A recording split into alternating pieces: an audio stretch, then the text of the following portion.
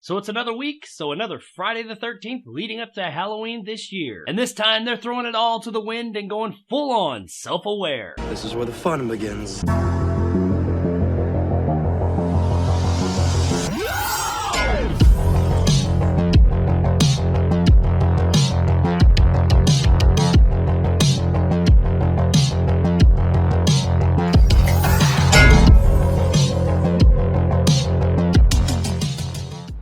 Friday the 13th, Part 6, Jason Lives, is brought to us by director Tom McLaughlin and stars Tom Matthews and Jennifer Cook. So after the pretty disappointing 5th entry in the series, A New Beginning, this time around the creators decided, fuck it, let's just go all in and be real self-aware with everything and just throw caution to the wind. Jason is back, if the whole title didn't give that away. But he's not alone, because the character of Tommy Jarvis is back as well, but much like the previous 2 entries that Jarvis showed up in, he is played by a completely different actor. The character that was made famous in Part 4, the final chapter, by Corey Feldman is now played by Tom Matthews. We follow Tommy as he has recently escaped with a friend from a mental institution, and he's on a mission to go and destroy Jason once and for all. Upon going to the grave of Jason Voorhees, digging him up and then attempting to burn him, lightning strikes, and what do you know, that's all it takes to bring his dead, lifeless body back to life. So now, Jason's back and he goes to do what Jason do, and that is kill a whole bunch of people for no real reason besides they're just there. It's up to Tommy and his newfound friend Megan, played by Jennifer Cook, to convince the town that Jason is back and figure out how to defeat him and put him to rest once and for all. Spoiler alert, they're not successful if the 20 movies that come after this one are any hint. So after being disappointed by the last entry in the series, I honestly wasn't really looking forward to this entry as much as I had hoped. But thankfully, I was pleasantly surprised because from the beginning of this movie, it is just a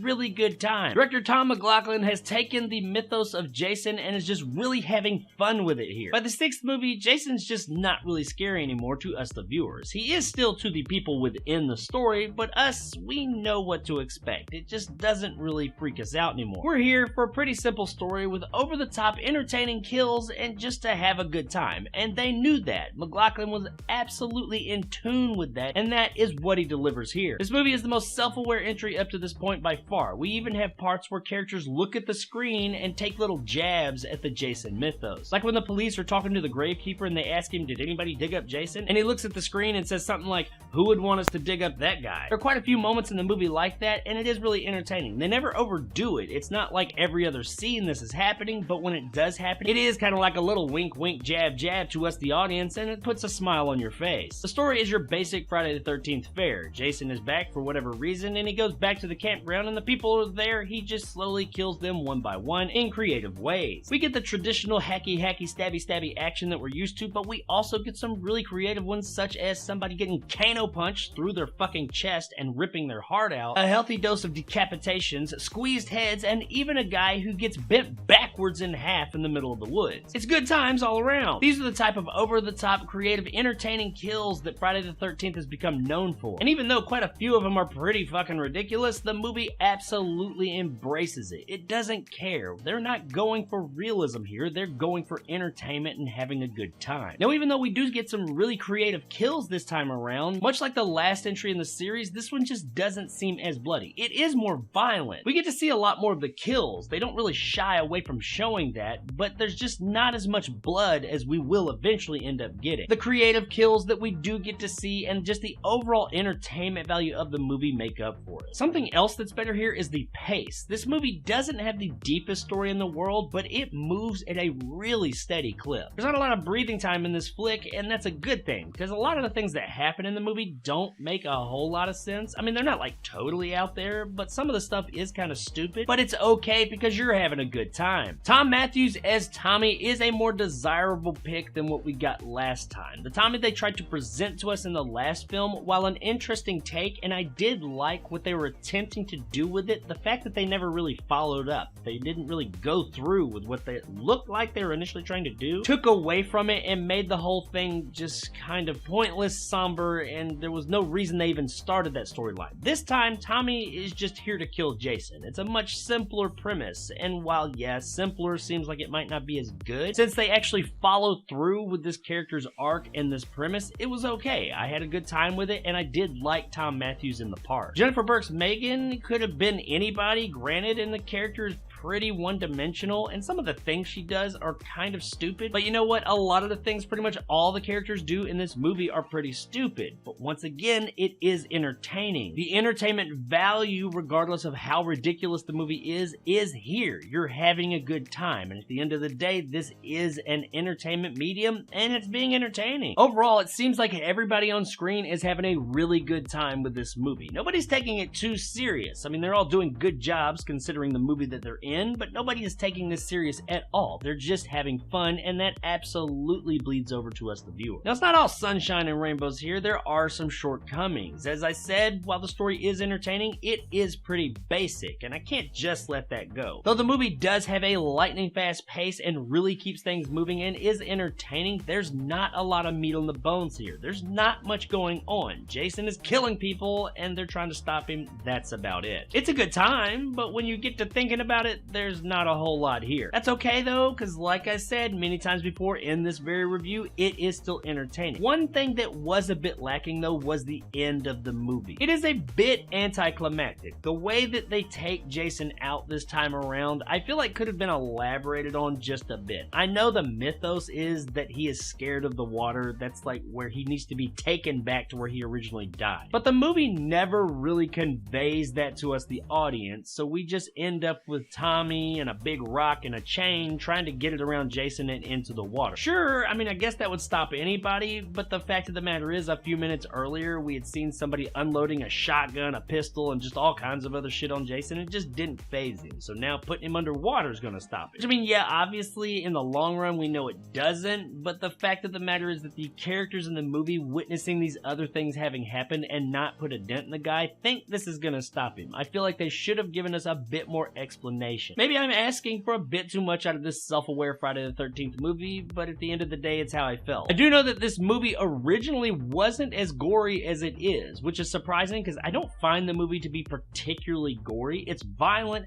but not necessarily particularly gory. Director McLaughlin was apparently setting out to be entertaining, but not necessarily so gratuitously gory. But the studio said, no, this is Friday the 13th, buddy. We need some blood and gore. Go back, do some reshoots, and shoot some nasty stuff for us. And that's where we got some of the scenes such as the fist going through the guy and ripping his heart out, one of the decapitations happening on screen, and the thing in the end with the propeller to the face. But even with the propeller to the face, while the idea is neat, we don't really see much of it. I mean, we see it happen, but it's not really that gory. It's kind of shaded by like blood mist and water and all that. I feel kind of petty complaining about this, but I feel like a scene like that could have been so much more gory and just over the top. As it stands though, it was still entertaining, though the ending was a bit anticlimactic and abrupt. Guys, after all is said and done, there's not a whole lot more I can say about Friday the 13th Part 6, Jason Lives. Is it deep and artful? No, it is not. Not at all, but it is really entertaining. McLaughlin was able to tap into what Friday the 13th is. Could we have gotten some more blood and gore? Sure. Anytime I'm watching a Friday the 13th movie, I could always do with some more blood and gore. But the entertainment is here. The interesting creative kills are there. We get to see some of that over-the-top stuff like a guy being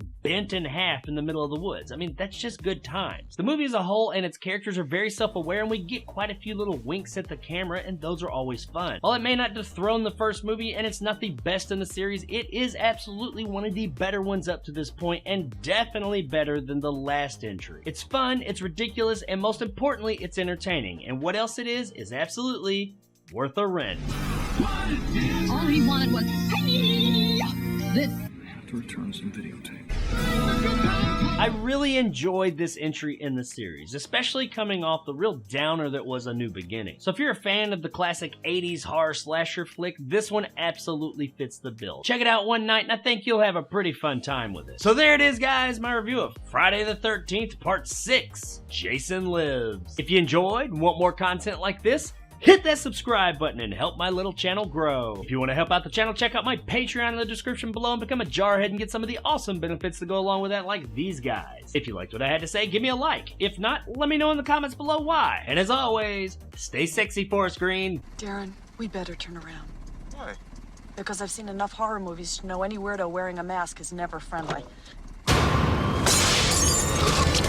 Surprisingly enough, this is the only entry in the entire Friday the 13th series that has no nudity in it. There is a sex scene, but all the naughty bits are covered up, and this is all because the director, Tom McLoughlin, was kind of against nudity in his film. The studio did put pressure on him to include nudity in the more predominant sex scene in the film, but he just didn't do it. I found it kind of ironic because nudity in the Friday the 13th series is such a staple of the series, and this being the only one without any nudity and also being one of the more entertaining and well-received entries in the entire series. So I guess it just kind of goes to show that, well, yeah, sex and violence absolutely sell. Nips don't. Don't worry though, free the nip advocates, because the later movies make up for it. Lots of jiggly is on the horizon.